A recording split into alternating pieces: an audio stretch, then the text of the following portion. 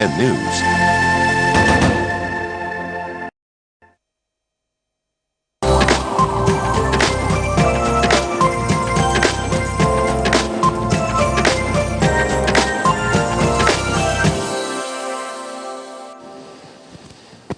All right, it's now 27 minutes to 8 o'clock, and today being Thursday, it's time for us to have our person of interest. And today, our person of interest is one who's known to many. He is the governor for Machakos County, and it is none other than Alfred Mutua. Thank you very much, sir, for joining us this morning. Great to have you. How is Machakos County doing? Machakos tuko so-so. It's been raining. It's a bit cool. I think the whole country is cold. But people are upbeat. We're excited. What's new in Machakos? You know, you set up a stadium and people talked about it. We've had quite a number of events there which have been successful. What else have you done with Machakos? Oh, we've done a lot of things. Actually, I'm planning this week to publish my list of, you know, Ukambani, the biggest problem we have is water. And I've managed to dig and also resuscitate boreholes close to 426. So I've dug over 400 boreholes, out of which majority have installed solar panels, such that there's no issue of electricity. I have also dug close to 300 dams and weirs. So we have been harvesting water. So I'm excited about that, because if I continue with the same program, in another 3-4 years, the issue of water shortage in Machakos will be history. People will not be seeing mothers going to the river. And this is what devolution is all about. It's about giving real change to wananchi so that they can now concentrate on making money. You cannot concentrate on making money, improving your livelihood, while you're stuck to that primitive, basic system of survival. To the river to get dirty water with bilharzia. Okay, you're in your second term now, yes. and final one. And what would you say has been your biggest success of your first term? And there are promises that you've made to your second term, but we'll get to that shortly. But what's your biggest success of your first term? I think just constructing the road. You know, I've been very, very successful in opening up Machakos. You know, you find that some places where they had no roads at all, impassable. I did a very good job in constructing roads. I built the Kidimani-Makutano-Mwala road 5 years ago in 3 months. The road is very good, basic. I built roads. I've opened up the areas. It was closed down. The other big success is also in healthcare. You know, changing how healthcare is viewed. We still have challenges. I employed over 800 new nurses, more than any other governor, so that we can provide, but we still need another 1,000, but they're expensive. So that is another area that I'm very happy. I've talked about the water, and then also promoting tourism. I mean, people never used to come to Machakos to do what? Kufanya nini? Unless you're passing by and you need petrol. But now, because of the People's Park, because of the stadium, because of the different tourism sites, people are actually waking up in the morning from other counties and driving to Machakos, just to hang around and leave money behind. And those are good successes, congratulations. But there are also areas that you possibly feel that you have failed. Before I come to them, you maybe from your own end, what is it that you feel you failed to do as a governor? You see, the thing is, there's so much you can do. And there's what you want to do, and then you've got the capacity of what you can do in terms of finances, in terms of human resources, and others. I mean, I could have done more roads.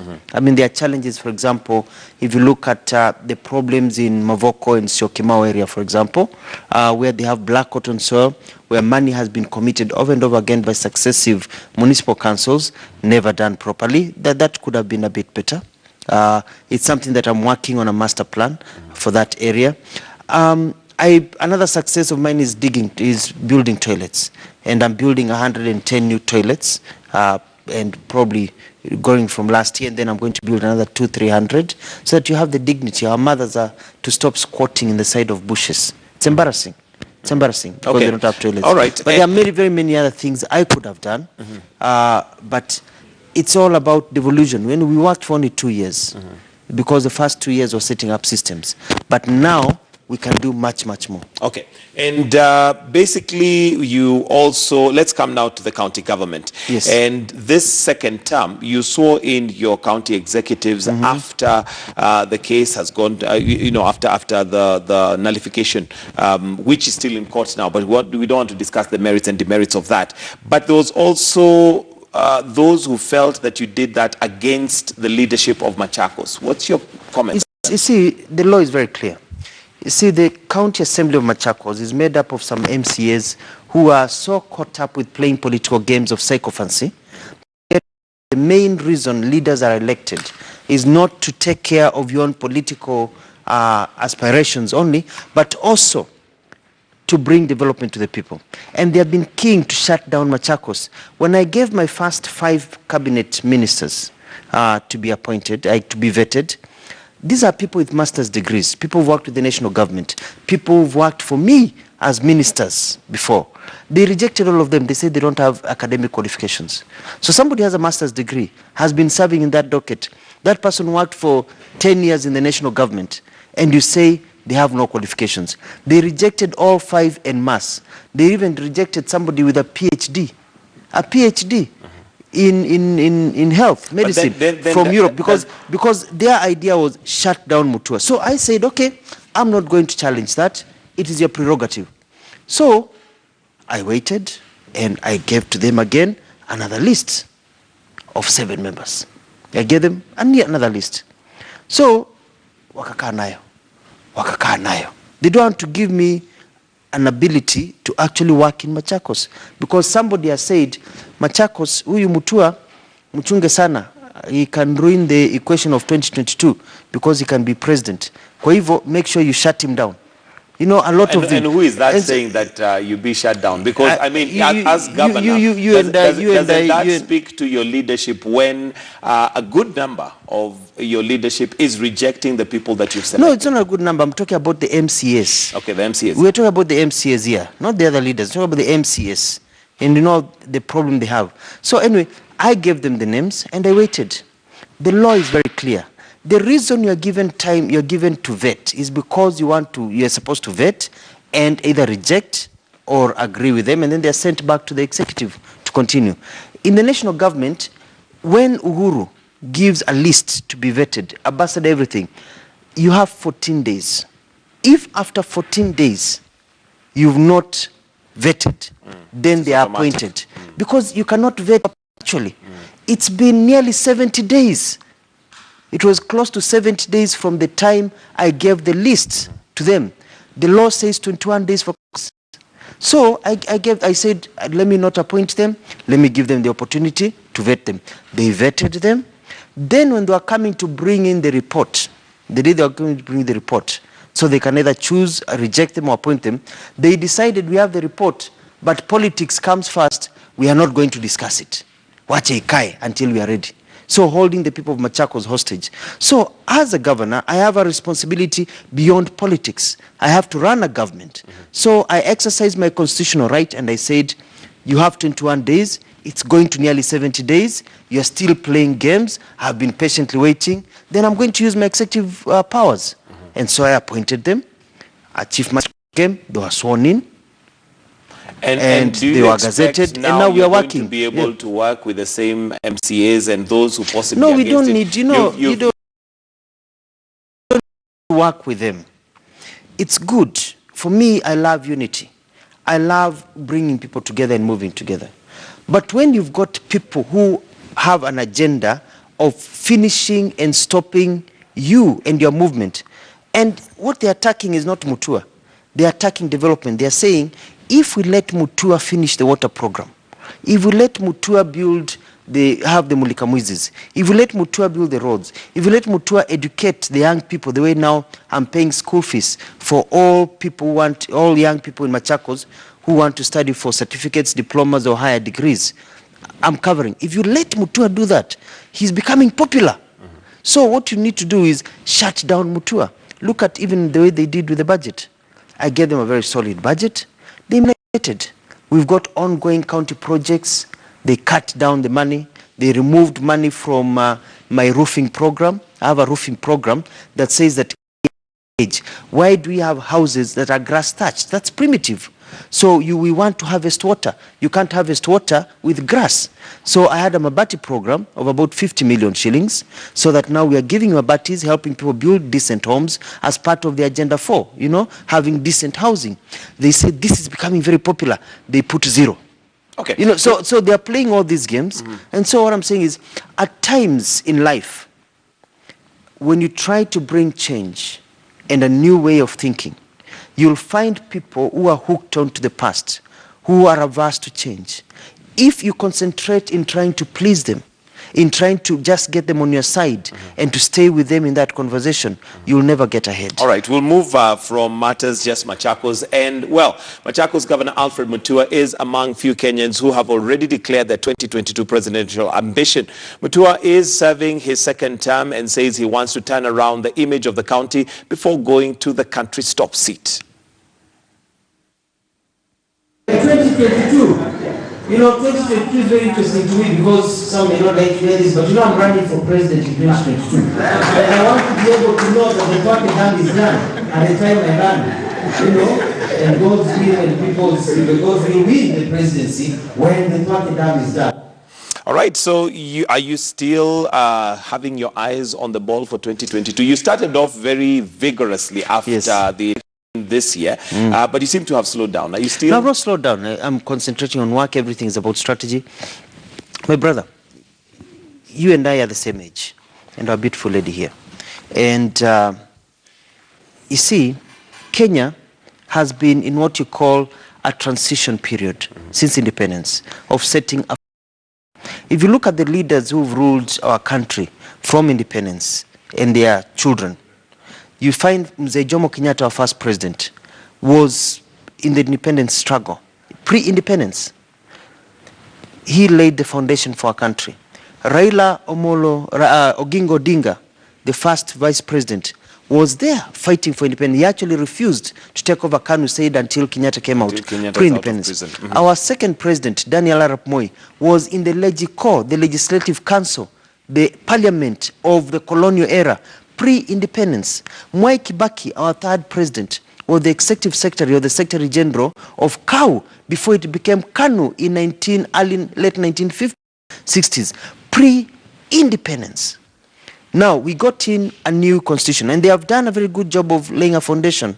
Now, Uhuru Muigai Kenyatta, the KANU era of pre-independence, the son of the first president, was the first president to be given the new constitution, which he has now laid a foundation for the new constitution. Unanipata ndugu yangu? We have been in a move, in a transition. Raila Omolo Odinga fought for democracy. You know, some of the democracy and the freedom we are enjoying, you and I are enjoying today, are because of the struggle of Raila Omolo Odinga all that time.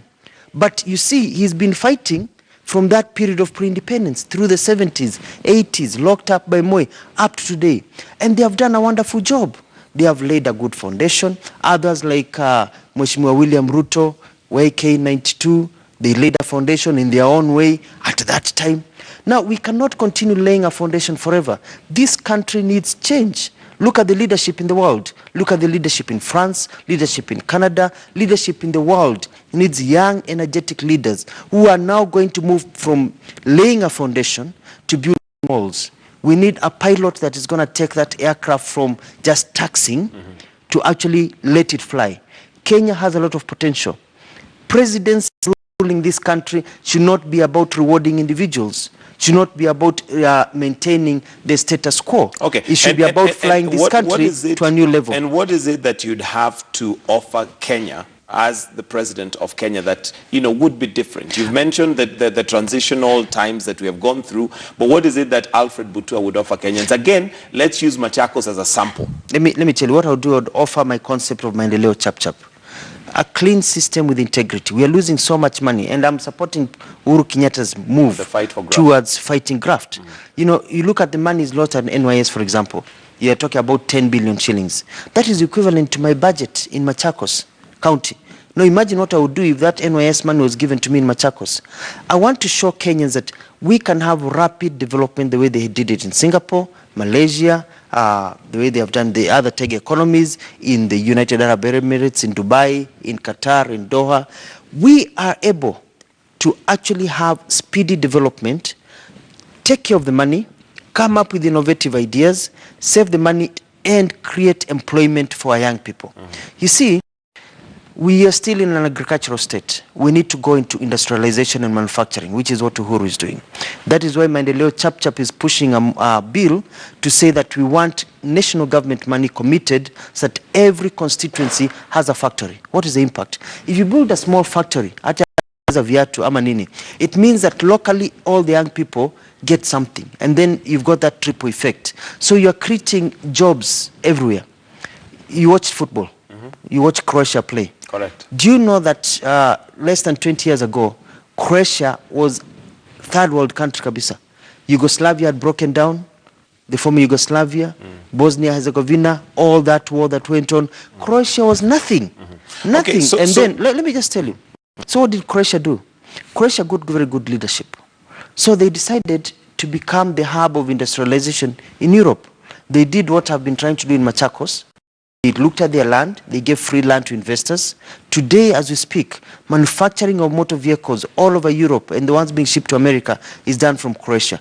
Croatia has come within 25 years from being poorer than Machakos, not Kenya, Machakos, to a country that now can loan Kenya, the whole Kenya, money. Okay. So we want that focused leadership and that is good. We are able to do these things. And the issue that we have with politicians many times is that they're very good at speaking. They're very good at making promises. Yes, Let's yes, take yes. Machakos as a sample and look at some of those foreign investors you've talked about. Yes. The time you said that the investors were coming from Dubai, there was even an issue with allocation of land and all that went around, but we have not seen those factories come up. My point exactly. It's because of what you call defeatist attitudes and mentality of people whose time has come and gone.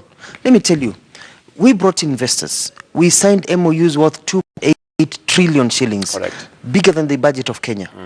We got land. The National Land Commission offered that land to investors. We are ready to give to investors.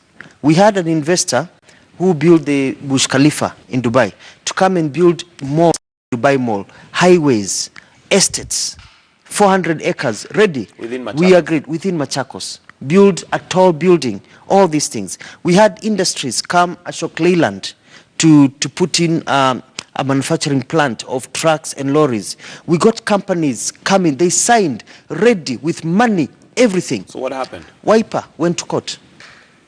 They went, we got an injunction. Mpaka kesi isikizwe. We were in court for 3-4 years. So all these investors got tired of waiting. So Mohammed Al-Abar of Burj Khalifa, he's now built what he wanted to build here. He's building it in Kampala and the other one in Angola. He could not wait.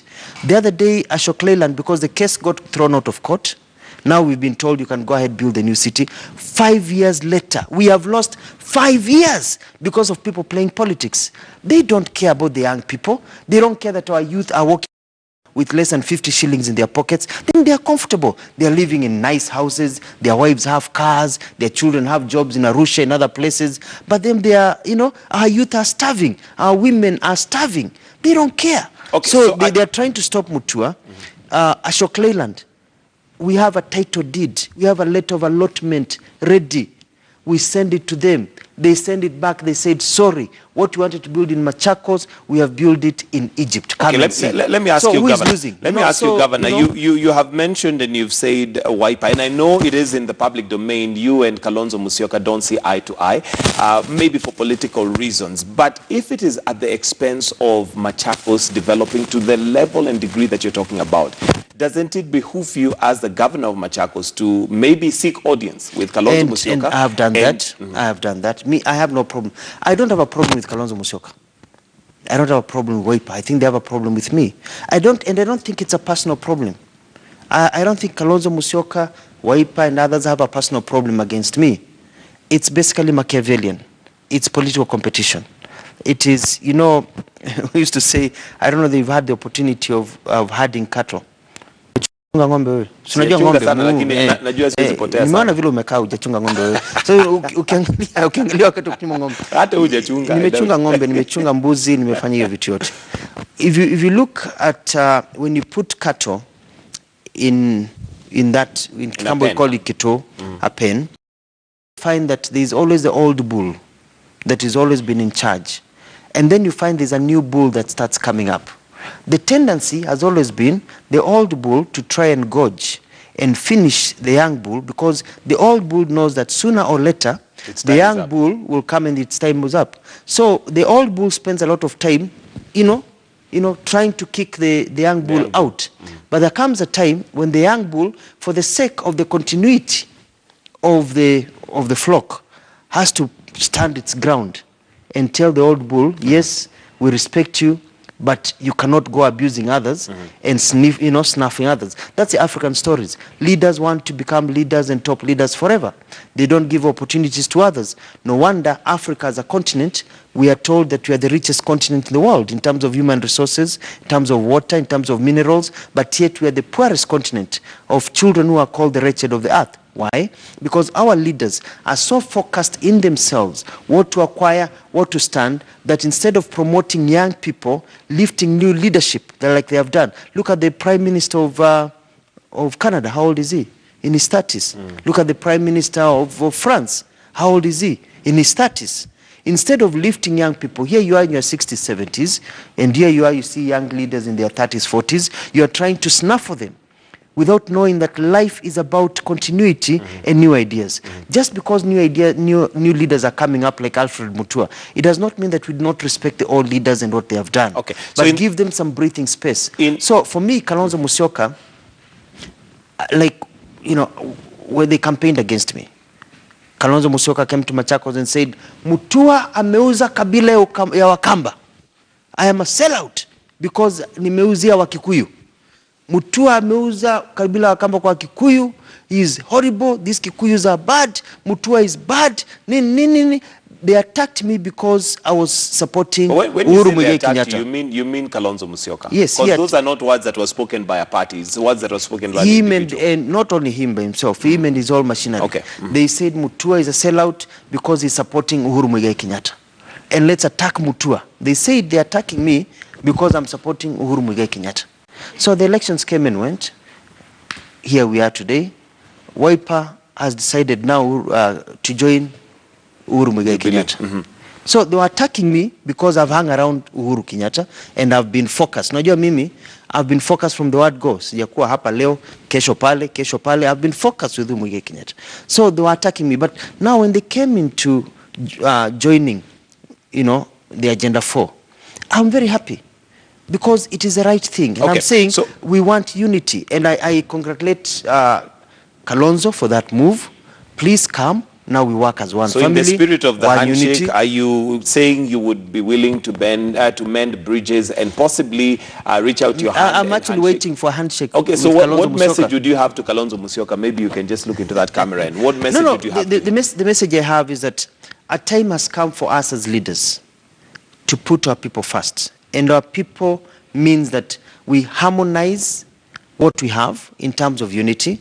We look at the leadership that there is. We will never always agree, but our people come first.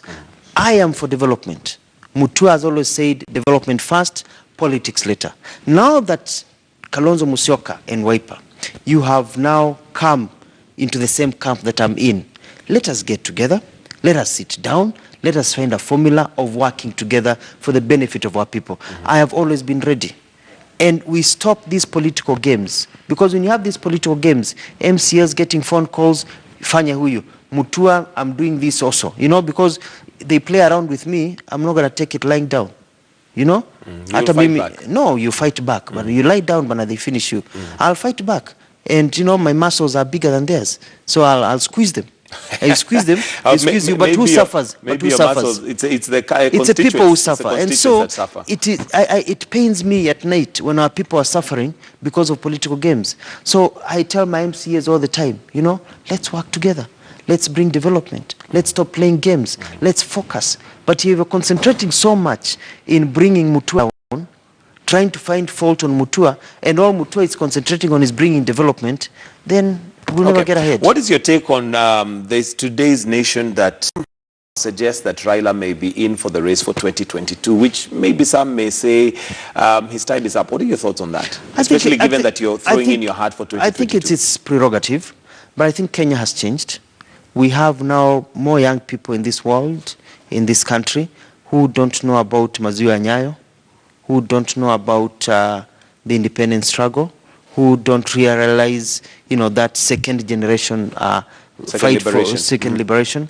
The younger generation now has changed. We are in a .com age, and so it's a prerogative. Let me not talk about it. Let me not talk about him.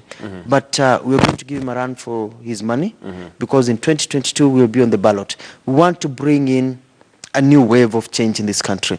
And I'm not doing this because I want to be placed somewhere.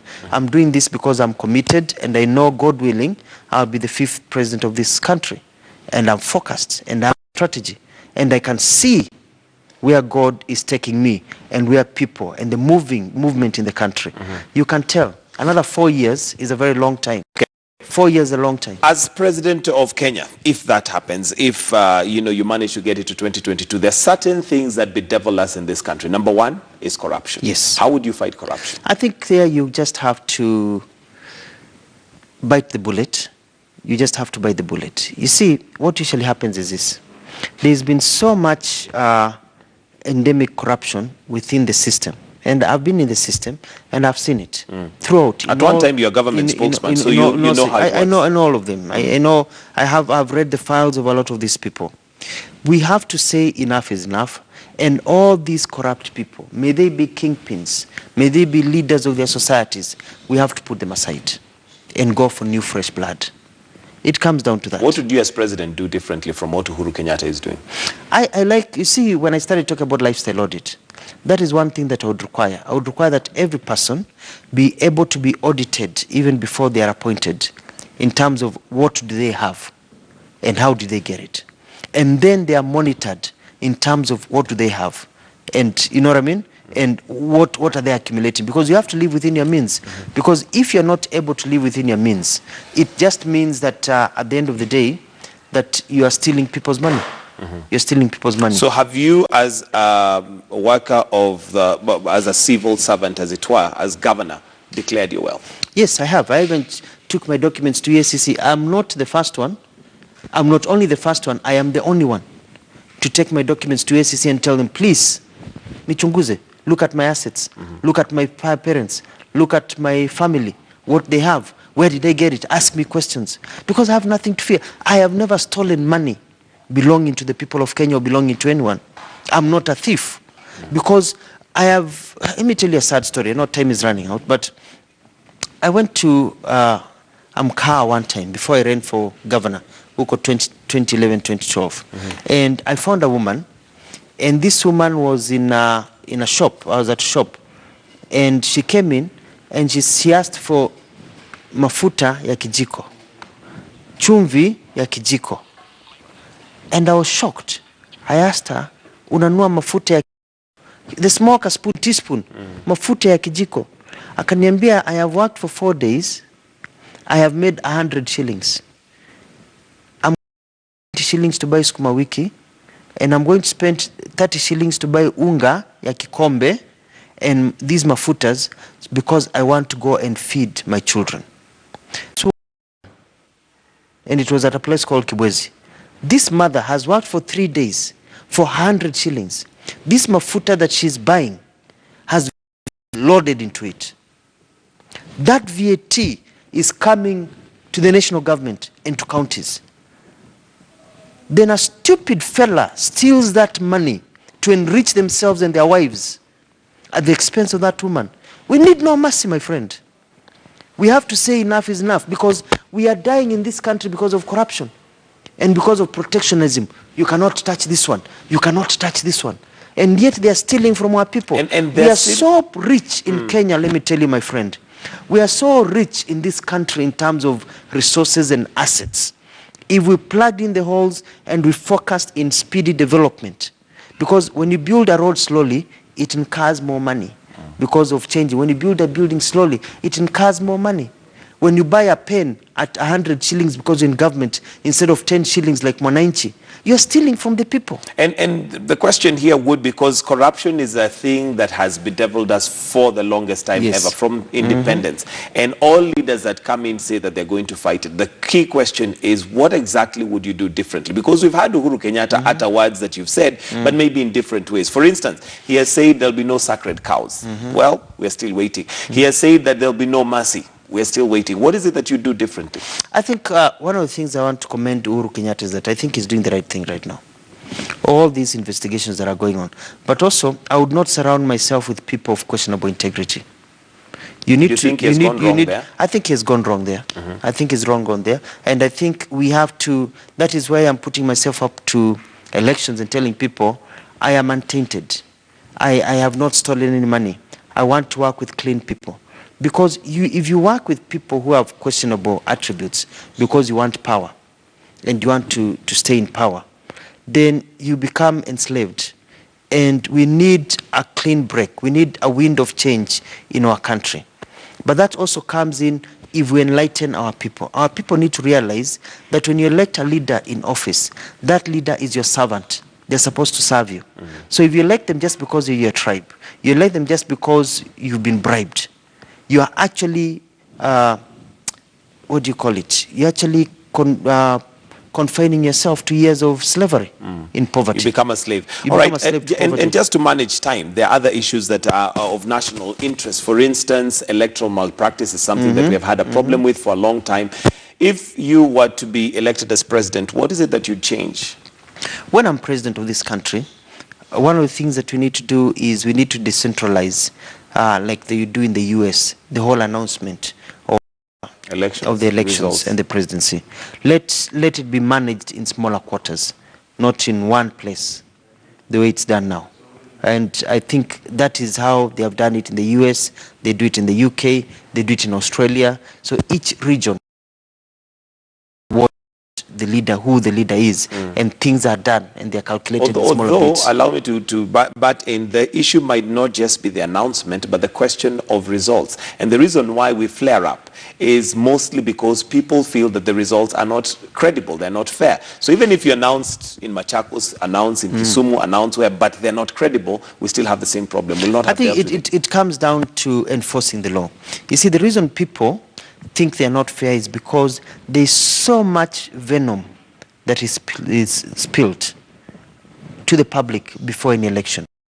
People galvanize their people, they get weapons, they get groups, they start attacking other tribes, they start attacking other groups, they start moving people out, they start bribing people.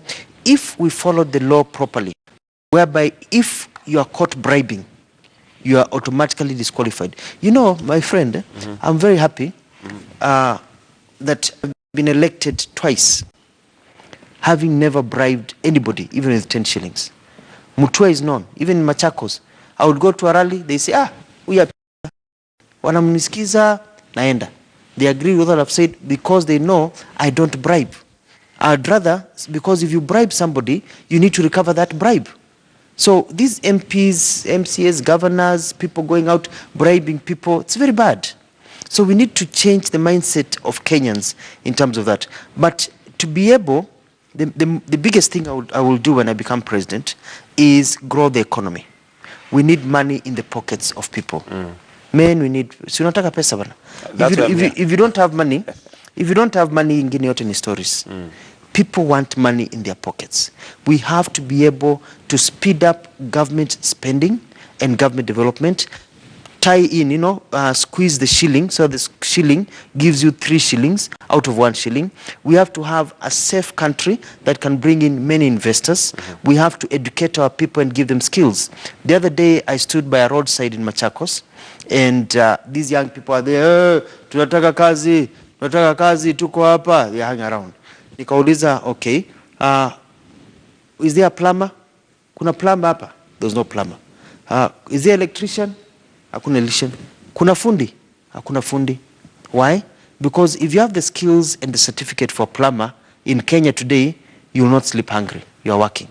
If you are an electrician, we have fewer electricians than the number of jobs going around in this country. You will not sleep. If you are a painter, you will not sleep hungry. But these are young people without skills.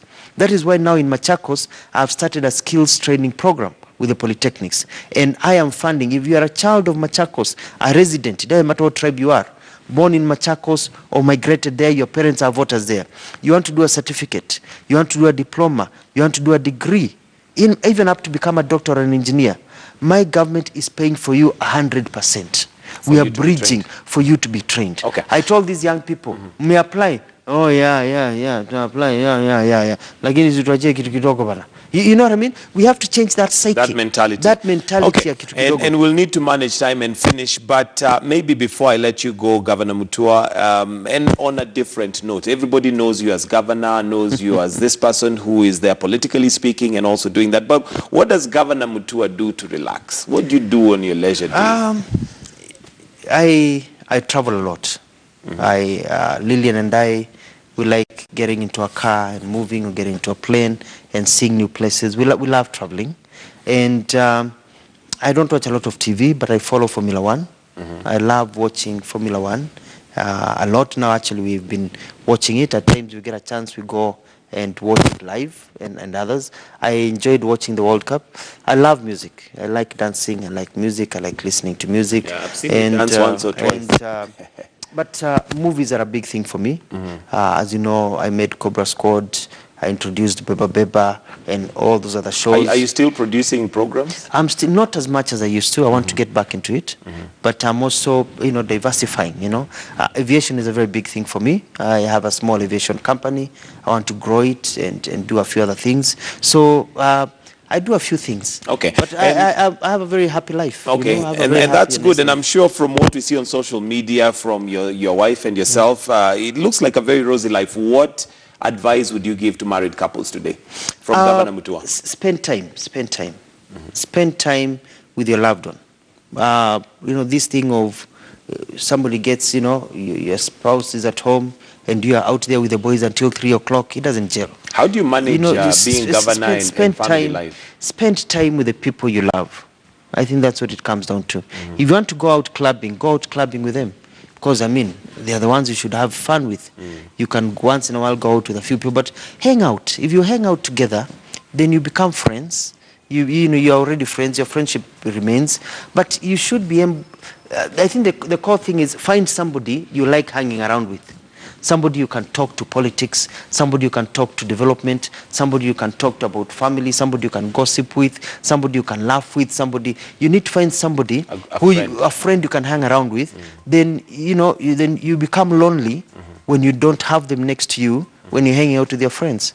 But I've seen this tendency of at least people of our age, you get a spouse, you get a love in your life, and you do whatever you can to be away from them. Okay, final question. Why Lilian? What is it that drew to her and you thought this is the one that I will settle with? We connect. It's all about connection. If the chemistry is not there, it's not there. And a decent person. It's a beautiful, decent person with a big heart. Intelligent mind, understands me, understands where we are going in this journey together, and we have the same plans. And when you find your soulmate, you relax and you're relax. You're settled. Okay. Thank you very much for joining us this morning. We appreciate it. Thank you Yes. for joining us on Person of Interest this morning. It's now 10 minutes after 8. We're going to take a short break, but do stay with us. We do have Tech Central lined up for you. We take a break. We'll be right back.